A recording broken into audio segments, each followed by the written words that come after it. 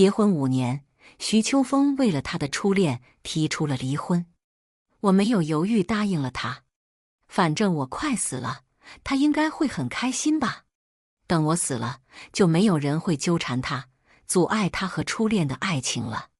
大家好，开始今天的分享之前，希望你能给人间烟火点个订阅，我将会分享更多优质的内容。那天雨很大，我站在路边，望着匆匆奔跑的行人，一时忘记了自己已经被淋湿。我紧紧攥住那张给我判了死刑的检查报告，是胃癌，和爸爸当年一样。我拿起电话，想告诉徐秋风这个消息，他肯定会很开心，毕竟他一直都希望我死。如他所愿，我真的生病了，药石无医的那种。思来想去，还是没有拨通，他现在应该没时间搭理我吧。同学群里的消息不停弹出，我像个贼一般偷窥着大家分享的消息。人生若只如初见，我们的许班花在忙什么呢？徐总都来了，你也快点哈，就差你一个了。韩静都大老远跑回来参加，你可不能不来呀。紧接着2条催我的消息后面是张抓拍的照片，照片的正中间，韩静甜蜜地挽着徐秋风的手臂，2个人深情对视，就好像是恩爱多年的夫妻一样。我默默地收回手机，叫了辆出租车送我回家。换了身干净的衣服，我赶去了聚会的地点。刚进门，一群人就围了过来恭维我。哎呦呦，不愧是我们校花，还是这么漂亮。天哪，若初，你怎么一点都不显老啊？用的什么保养品？也给我推荐一下呗。若初，你可算来了，我差点还以为要见不到你了呢。他们的声音吵得我头疼，可我还是回以微笑。我的目光从进门就落在徐秋风和韩静身上，他们2个并没有像大家一般热情地欢迎我的到来。徐秋风冷着脸瞥了我一眼之后，又背过身去和韩静聊天去了。在大家的拥护下，我坐到了徐秋风的身边。大家不是没看出我的尴尬，徐秋风脸色越来越黑，都是有目共睹的。别挨着我。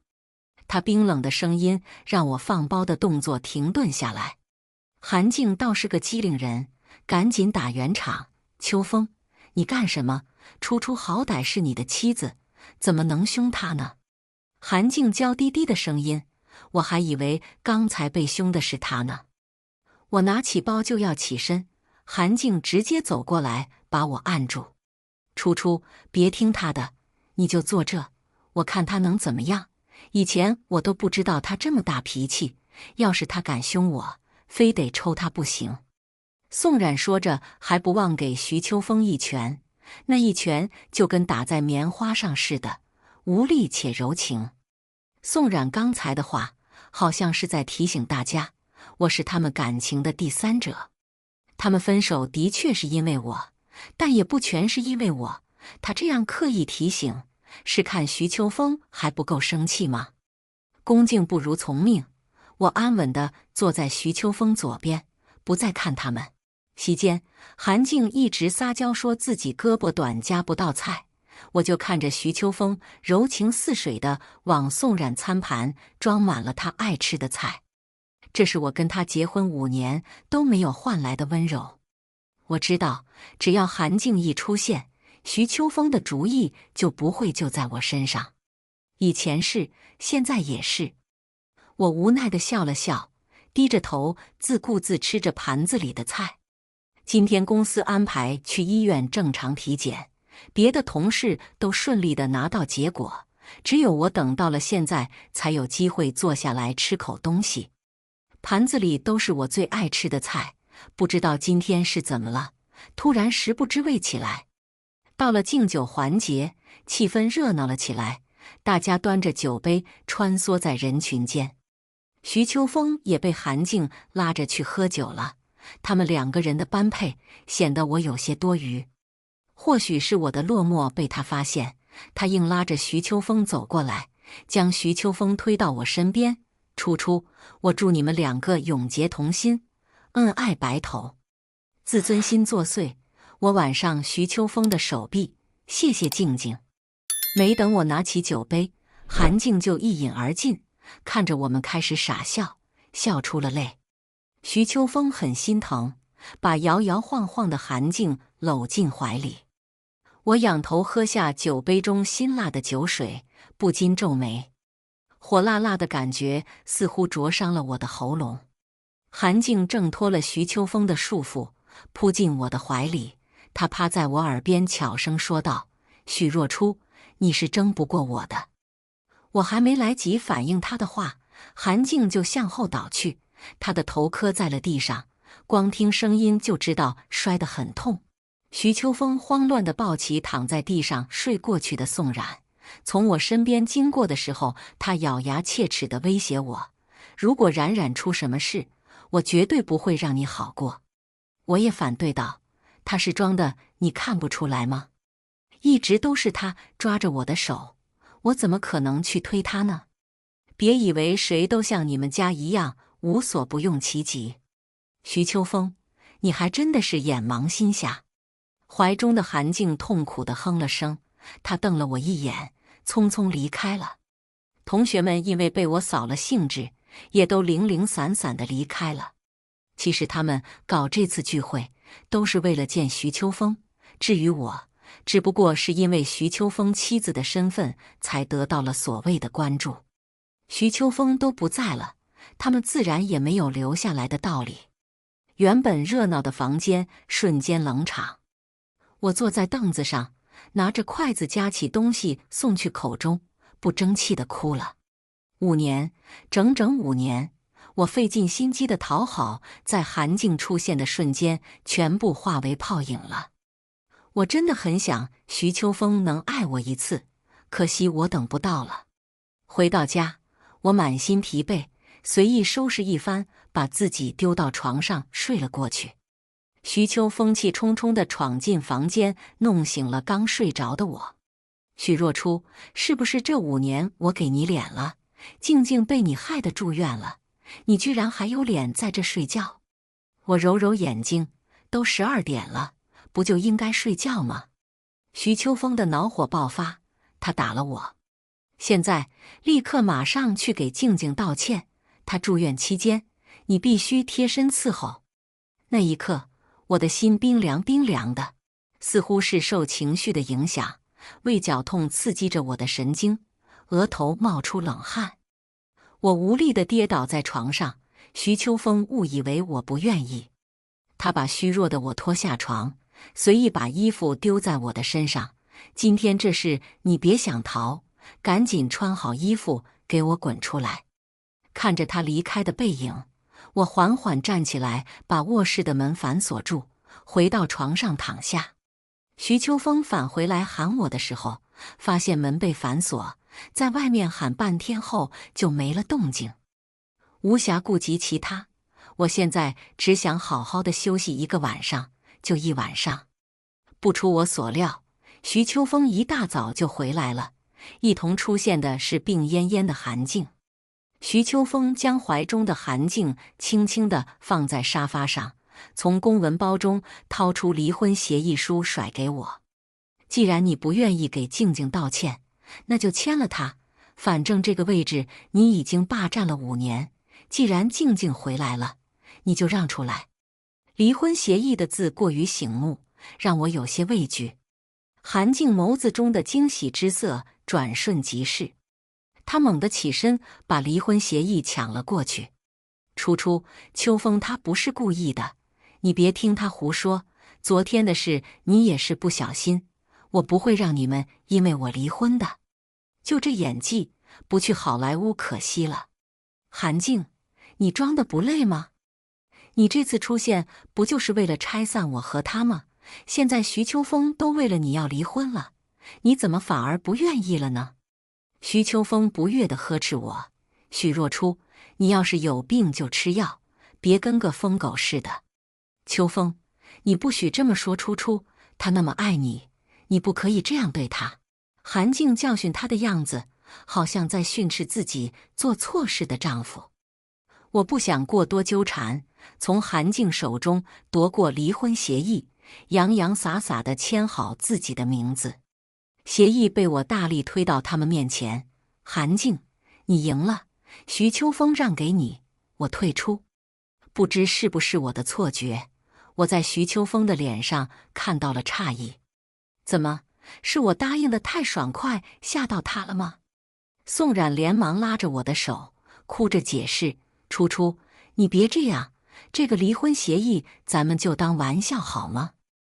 我和秋风已经没有可能了，你们两个结婚这么久，不能说离就离，听我的，别跟他计较。听你的？凭什么？韩静，你算老几？我的事还轮不到你管。你不是愿意跟徐秋风搞暧昧吗？我把他让给你，以后你们两个就不用偷偷摸摸的了。我的话太过犀利，刺痛了徐秋风可笑的自尊心。他拿起电话，把离婚协议发给了律师。在宋冉万般阻拦之下，我们去民政局领了离婚证。一样的颜色，却是不一样的结局。回家收拾好行李，宋冉哭着让我别走。徐秋风拉住宋冉，嫌弃地看着我：静静，他这种人不配你去挽留，别脏了你的手。看看，这就是我用5年呵护的男人，他恨不得让我立刻消失。罢了，一切都是我咎由自取，谁让我喜欢他呢？离开家以后，我找了个便宜的酒店住下。跟徐秋风离婚，他没有给我任何财产，也正常，上一辈的恩怨在我们中间挡着，我也没资格跟他要钱。夜晚的风很冷，让我难以入眠。梦中，我回到了和他初相遇的那天。爸爸带着我和徐叔叔的家人聚餐。徐秋风遗传了父母的优良基因，痞帅的模样看着让人有点害怕。我怯生生地躲在爸爸身后，不敢出去。徐叔叔温柔地把我抱起来逗我笑，然后让他儿子摸摸我肉嘟嘟的小手。我被吓哭了，大家却笑得很开心。我吃饱了以后，徐秋风负责带我出去玩。他不会笑，板着个脸，但是他会护着我磕碰到。走廊里人多的时候，他会把我抱在怀里，避免别人撞到我。从那以后，我总缠着爸爸带我去找他要。我们两个相差不大，算得上是同龄人，所以有很多共同话题。比如我找他一起写作业，找他一起去逛图书馆，一起去游乐场玩。虽然他不冷不热的态度偶尔会让我感到不爽，但没关系，我就喜欢他这种看不惯还甩不掉的感觉。后来爸爸工作忙，为了我的正常生活，就把我送到了徐秋风的学校，这样徐叔叔就可以顺便照顾我了。那段日子是我最开心的生活，我每天都可以和徐秋风一起上学，坐在一起听老师讲课，然后一起回家吃饭。久而久之，街坊邻居都说我们两个长得像亲兄妹。韩静就是那个时候出现的，她是在我后面转来我们班的。很巧，她家和徐秋风家住得很近，都是同学。她一个女孩子自己回家也不方便，我泛滥的同情心作祟，让她加入了我们的队伍。徐秋风开始是排斥我带陌生人的，我求了他很久，终于在我同意帮他洗一周袜子之后，他答应了韩静的加入。宋冉学习好，徐秋风学习垫底，老师为了提高班里成绩，把他们两个定为互助小组。他们两个越走越近，甚至有时候都会忘了我的存在。那时候我傻，就单纯的为他们两个关系好感到庆幸。时间匆匆流逝，我们顺利的高中毕业，爸爸却把我接回了家，而且强行命令我和徐家断绝关系。我想尽办法抗议，绝食、割腕、吞安眠药，爸爸都无动于衷。就这样，我和徐秋风分开了。等我被放出去找他的时候，他们家已经搬走了。韩静家也不知去了呢。我恨爸，是他斩断了我和徐秋风的情分，所以大学4年，非必要我都不会主动联系他。或许是我对他不够关心的缘故。大学毕业，爸爸查出了胃癌，病床前，他拉着我把他名下所有的资产交给了我。给爸爸办完葬礼，徐秋风的妈妈找到了我。他妈妈说徐秋风生病了，需要换肝。后来他妈妈用一件事要求我捐肝给他。我爸爸是商人，我也耳濡目染，和他妈妈谈了条件。本着双方都同意的条件下，我捐了肝和徐秋风结了婚。梦中的我穿着白色的婚纱，脸上洋溢着幸福的笑容。徐秋风牵着我的手，深情地宣誓说会保护我一辈子。一阵刺耳的尖叫声传来，是宋冉。我哭着求徐秋风不要走，可他好像听不到，他抛下我跟韩静走了。骤然间，我从梦中醒来，大口大口喘着粗气。意识回笼，我意识到刚才是梦。现实中，韩静没有出现，我跟徐秋风顺利成婚，互相折磨了5年。醒来以后，我的睡意消失得无影无踪。打开朋友圈，徐秋风发了2个朋友圈，一个是宣告单身，一个是官宣恋情。照片里他的手包裹着韩静的手，十分亲昵。我反手转发，配文祝你们白头偕老，永不分离。都已经听到这里了，记得给人间烟火点个订阅吧，制作不易，我们故事继续。清朗的早晨，我收拾好东西搬到了医院。原本我是想在人生最后的日子好好陪徐秋风的，现在看来并不需要。既然如此，我就好好去医院待着，免得死在外头，连收尸的都没有。医院的护士和医生都很和善，他们每天都会逗我开心，还有一个小护士非常活泼，一如当初年少时的我。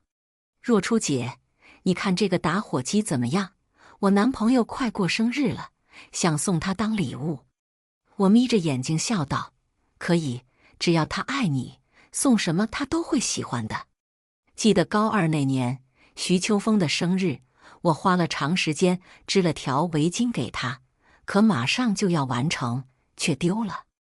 这让我百思不得其解，只能随便买了几本教辅书送给他。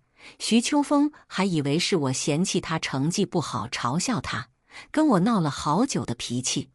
宋冉什么都没有送，徐秋风都巴巴地对人家好。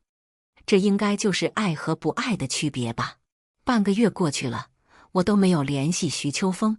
我想就此别过也好，他有他的生活，我有我的归宿。一天，我刚做完无痛胃镜，麻药劲还没过，徐秋风打来电话。他嘶哑的声音传入我耳中：许若初，我喝醉了，你能不能来接我？看着外面天阴沉沉的，我挂断电话，换上便装，离开了医院。我就是这样，总会因为他的示弱，没了自己的底线。我按照他给我的地址赶了过去。推开门，歌声震耳欲聋，徐秋风正和宋冉吻在一起。我的出现让大家的目光都聚集在我身上。徐秋风朝我走过来，拽着我走到包厢中间，满带嘲笑的语气：哥几个，我说什么来着？他就算跟我离了婚，他也得随叫随到，这不就是活脱脱的一个舔狗吗？宋冉赶紧过来拉过徐秋风的手，把我们2个分开。周围的人哄堂大笑，仿佛听了什么可笑的笑话。初初，不好意思啊，秋风喝多了，他不是故意这么说的，你别介意啊。我掠过宋冉，平静地看着徐秋风脸上带着的坏笑，有意思吗？徐秋风与我四目相对，有意思，特别有意思。这么多天不联系我，你肯定特别难过吧？我给你见我的机会，你应该感激涕零才对呀。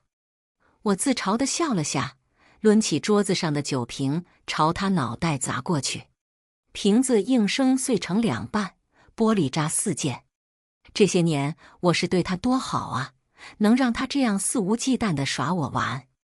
我的举动吓到了他的兄弟们。许若初，你丫的疯了吧？你不知道秋风身体不好吗？丢掉手中剩下的酒瓶，我拍掉身上的玻璃渣，我依旧毫无波澜。知道啊，他身体好不好跟我没关系，我只想报他耍我的仇。徐秋风顶着头上流淌着的血液，冲破众人的拥护，扑过来要打我。我躲开了，抬脚踹在了他的腹部，似乎是用力过度。徐秋风感觉到了疼痛，我面无表情地望着他眼底的猩红。徐秋风，如果你不想闹得更难堪，就请你停止恶作剧，我没有功夫陪你玩。他们觉得不可置信，从前的我，徐秋风说让往东，我绝不会往西，甚至对他无尽的嘲讽我也是全部收纳，默默忍受，不会反抗。可今天我一反常态，对他大打出手，的确令人惊讶。我拿起开瓶器，打开了一瓶酒。今天是我打扰了大家的兴致，这瓶酒当我给大家赔不是了。酒水灌入腹中，很快见了底，强扯出个笑容。感受到身后一直注视着我的两道视线，我转身要离开。他的大手紧紧捏着我的手臂。许若初，我不让你走，你就不许走。我的耐性耗尽，抬手甩了他个响亮的巴掌，手上沾了他的血。原来不爱了就是这种感觉，我完全感觉不到心痛。徐秋风，我们已经离婚了，你没有权利禁锢我的自由。而且现在你的女朋友是韩静，你叫我出现，考虑过她的感受吗？韩静赶紧走过来。初初，我不介意的，你陪了秋风5年，他心里有你应该的，我不会强迫秋风的。韩静的通情达理显得我很无理取闹。徐秋风晃了晃自己的头，心口起伏。你跟我谈自由，别忘了我爸是怎么死的。难得徐秋风没有理会韩静的事。话说起来，徐叔叔的死的确跟我们家有关，可我早就用我的干涸5年的青春还清了。那你的意思是让我以死谢罪？我把背包里的匕首拿出来，塞进徐秋风手中，拉着他的手往我身上扎。他手在颤抖，我可以感觉得到。徐秋风，既然你不杀我，那就好聚好散吧。我在众人的注视下，头也不回地离开了。后来徐秋风的伤情，我还是在宋冉朋友圈看到的。他的头被绷带裹着，像极了受伤的大坚果。小护士哼着小曲跑到我的病房，若初姐，准备打针喽。我伸出自己2只手给他看，今天扎哪只啊？2只手都青了。他拍拍心口，骄傲地让我放心他的手艺，我也露出了久违的笑容。日子一天天的过去，我在小护士的陪伴下，开心地生活着。除了治疗过程有些痛苦，没啥可以影响我的。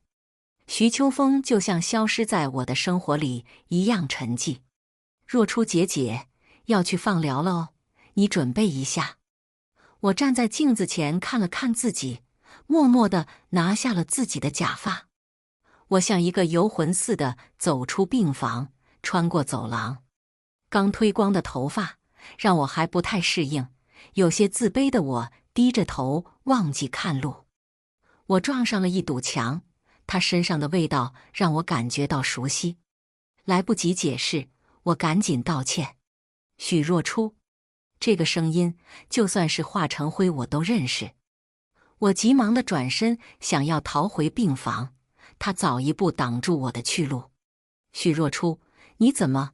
我在他的眼中看到了怜悯。你是在可怜我吗？我问你到底是怎么了？为什么把自己弄成这个样子？我疯了似的甩开他的手，用不着你管。徐秋风，我们离婚了，你行行好放过我，求你了。我不希望他像小说里的男主知道女主生病了，悔过。那对于我来说就是怜悯。如果是这样，我宁可不要。他拦着我不让我走，小护士焦急地喊着我的名字。小护士跑过来，若初姐，可算是找到你了。这位是前夫。小护士很可爱，我告诉过一些我们的事，但她总是说徐秋风是个渣男，配不上我，让我好了以后找个更帅的气死他。这位先生，我要带患者去治疗了，请您不要妨碍我们工作。他怎地了？若初姐她，小护士心直口快，我不想让她知道，轻轻地冲她使了个眼神。小护士话到嘴边又憋了回去。若初姐她失眠脱发，来医院调理一下。我听到徐秋风长舒一口气，松开了钳制我的手。韩静从不远处跑来，秋风，我找你好半天，你去哪了？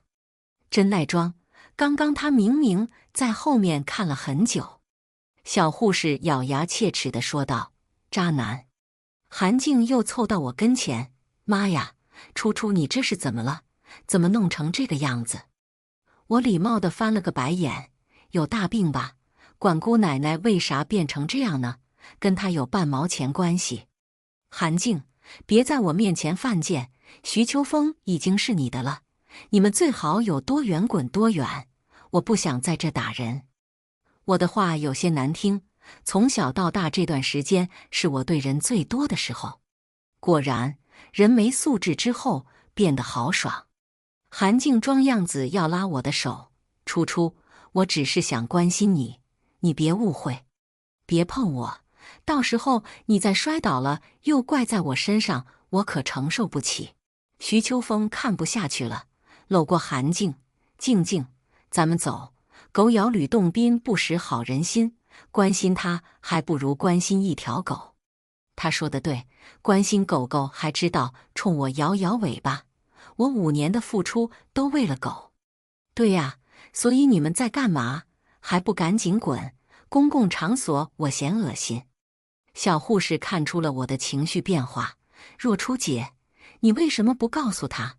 我平静地挽着小护士。我呀，想活得有尊严点。我这辈子最瞧不得别人怜悯我了。放疗的过程疼痛难忍，回到病房的时候，我感觉自己就像是死了一回。可能是太累了，爸爸出现在了我的梦里。他说再过几天，他忙完了就带我去游乐场。太好了，我终于找到爸爸了，他再也不会离开我了。7月15那天，我求了小护士半天，他才同意放我出门。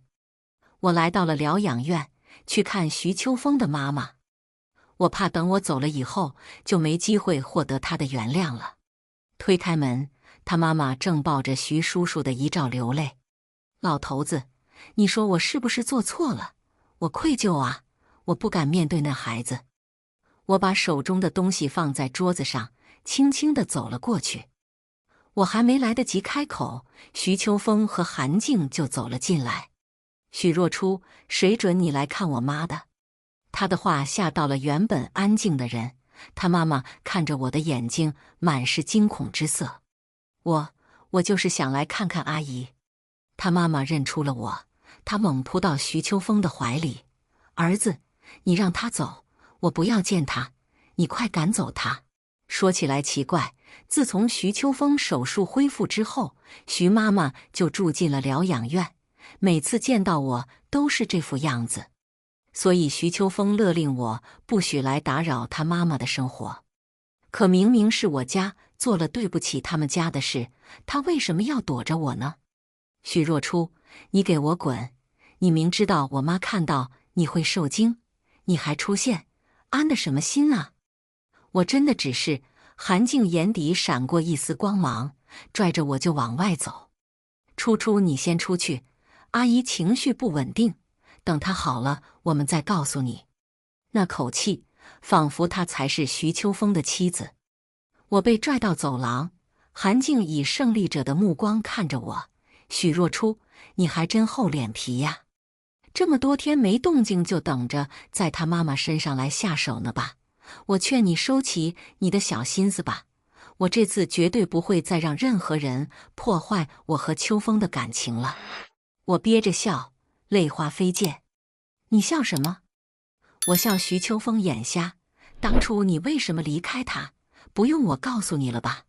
韩静怕真相被拆穿，慌乱地把我拉远了些。你知道什么？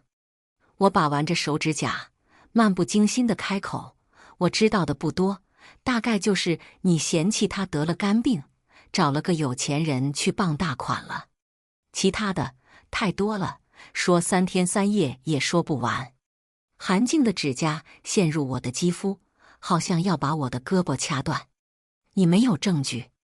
你还真自信，没证据我会在这跟你对峙？韩静更加紧张了，她把我推到墙上，咬牙切齿地瞪着我。我在笑，笑她也有束手无策的时候。徐秋风安抚好徐妈妈，跑出来找我们。他带着威胁：你要是再敢出现，别说我不顾念往日的情分。我摊开双手，无所谓，有本事你就弄死我。法治社会，他能拿我怎样？韩静何时老体质附身？好了好了，秋风，初初也是好心来看阿姨，你就别跟初初生气了。韩静推着徐秋风离开，还不忘回头挑衅我。我没有走，回到了徐妈妈的房间门口。果不其然，韩静的出现一样惹怒了徐妈妈。你个不要脸的，你还敢出现？我儿子都结婚了，你怎么还阴魂不散？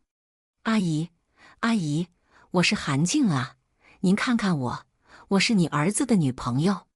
我呸，你这种不要脸的女人，我老徐家无福消受，滚！你给我滚！我儿媳妇比你好几千倍，你别想欺负我儿媳妇！屋子里的尖叫声还在继续，韩静被赶了出来。我独自走在路边，回想着刚才的一切。明明徐妈妈不喜欢我，为什么会拿我当挡箭牌赶韩静呢？还有就是徐妈妈的喃喃自语，她到底在愧疚什么？我的思绪被人们的叫喊声拉回了现实。不远处，老婆婆正追赶着溜下坡的婴儿车，车里的孩子丝毫没有感觉到危险。货车正不停地摁着喇叭。我飞快地冲出去，拉住婴儿车，把车上的孩子抱在怀里。货车冲过来的时候，我已经来不及躲闪，直直地飞了出去。一群人围住我，婴儿被老婆婆抱走，听那孩子的哭声，应该是没什么事。他们都在问我哪里痛，我想说话，都被涌出的血堵住了。随着血液的流逝，我感觉好冷，从未有过的冷。失去意识的前一秒，我好像听到了徐秋风慌乱地叫着我的名字。真可笑，我都要死了，还想着他。手术室中的仪器滴滴作响，吵得我头疼。不知道过了多久，我被推出了手术室。我睁不开眼睛，听力尚在。我还以为我死定了，没想到活了下来。是因为我是罪人的女儿，老天都不想收我吗？好像是徐秋风来了，他哑着嗓子哭，像个犯错的孩子，反反复复，好似就会说那2句话：原谅我，原谅我。他从来没有这样低三下四地跟我说过话。他跟我离婚，和韩静一起羞辱我的时候都没有道歉。怎么我出了车祸，他要求我原谅呢？我的事情又不是他的错。照顾我的小护士也来看过我几次，他跟我说，他私自把我的日记给了徐秋风。他不想渣男还心安理得地活着。他真傻，一本日记怎么能抵掉上辈人的恩怨呢？只有我死了才能化解。后来徐秋风天天都来，他会给我擦洗，还会给我讲小时候的故事。徐妈妈也会帮他照顾我，但是他总哭，还说自己做错了事，徐叔叔不会原谅他的。我想不明白，也不想去想那么多。我太累了，爸爸什么时候来接我呀？我等不及了。今天徐秋风又来了，他公司是不忙了吗？韩静不需要他陪吗？总来我这刷什么存在感？莫名其妙。初初，我知道你是在生我的气，你醒来打我也行，骂我也行，求求你醒来好不好？不好，一点都不好，我才不要看他秀恩爱。初初，你还记不记得高考完那天，我带你去天台，那天我有话跟你说，你爸爸匆忙地接走了你。其实我是想问你愿不愿意当我女朋友。原来他那天是要跟我表白的呀，可惜错过了。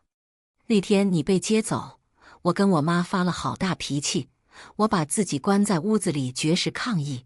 后来我妈说要搬家，我还偷了家里的钱去找你，可惜你家公司人去楼空了，我没找到你，发消息打电话你都不回，我还以为你不要我了。他也是这样啊，我当初也求了爸爸好久，无奈之下我逃出去了，爸爸发现之后还把我送到了老家，看了我好多天。等我再回到徐家，他们已经搬走了。其实我对韩静都是赌气，你总是把他往我这塞，我以为你不喜欢我，一赌气就跟他在一起了，就连离婚也是，如果你当时服个软，我肯定就不会带你去领证了。是吗？我服软就不离婚了吗？可是我不想要了，连徐秋风我也不想要了。初初，我妈跟我说，我爸的事不怪你们，是我爸自己糊涂欠了高利贷打伤了人，我们家的债还都是许叔帮我们还清，才没人找上门。我这么多年还一直把我爸的死算在你头上，我真是个滚蛋。你起来，这次别说是酒瓶子，就算是砖头，我躲都不躲。我就知道，我爸绝对不会让他最好的哥们帮他顶罪，还急于撇清关系。我爸他说过，这辈子唯一值得信任的就是徐叔叔，只要他有一口饭吃，绝对不会不管徐叔叔。我妈她后悔了，初初她不该骗你，不该让你背负着罪人的名号被我折磨。所以你给我个机会，让我们娘俩弥补你好不好？徐秋风句句诚恳的祈求，都让我感到无比沉重。他现在跟我说这些有什么意义？他母亲告诉我错误的真相，让我被束缚多年，多年来我受尽屈辱，这些能弥补吗？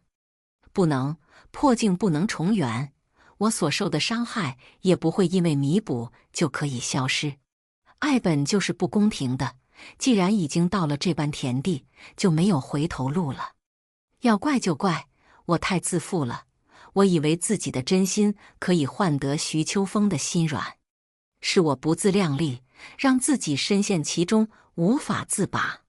我好像看到了我爸爸，爸爸朝我伸手，乖女儿，受苦了吧？爸爸来接你，咱们一起去看妈妈。爸爸带着我见了一个女人，她很漂亮，香香的，他把我抱在怀里，让我喊她。这让我想起了徐秋风的妈妈，刚到他们家的时候，阿姨对我超级好，每次都会把最好的东西留给我。徐秋风时常跟我吐槽说他像捡的，我才是亲生的。阿姨知道我从小没有妈妈，她代替妈妈教了我很多恋爱观、消费观、生活问题等等，很多都是阿姨告诉我的。阿姨会在我害怕的时候陪我睡觉，在我身体不好的时候背我去医院。可到底是什么让我们变成了这样呢？是因为他儿子吧，毕竟爱子心切，谁都不想白发人送黑发人，所以阿姨撒了谎，删了我。耳边传来徐秋风和阿姨的哭声，我的听力逐渐消散。我不想原谅他们，我不想怪他们。我要去另一个世界找我的爸爸妈妈了，以后我就不是一个没人疼爱的孩子了。有了爸爸妈妈，我就会幸福了，对不对？再见，徐秋风，我们最终还是错过了。以上就是今天分享的故事，大家有什么想说的、想吐槽的，欢迎在下方评论交流，也更希望能给人间烟火点个订阅，我将会分享更多优质的故事内容。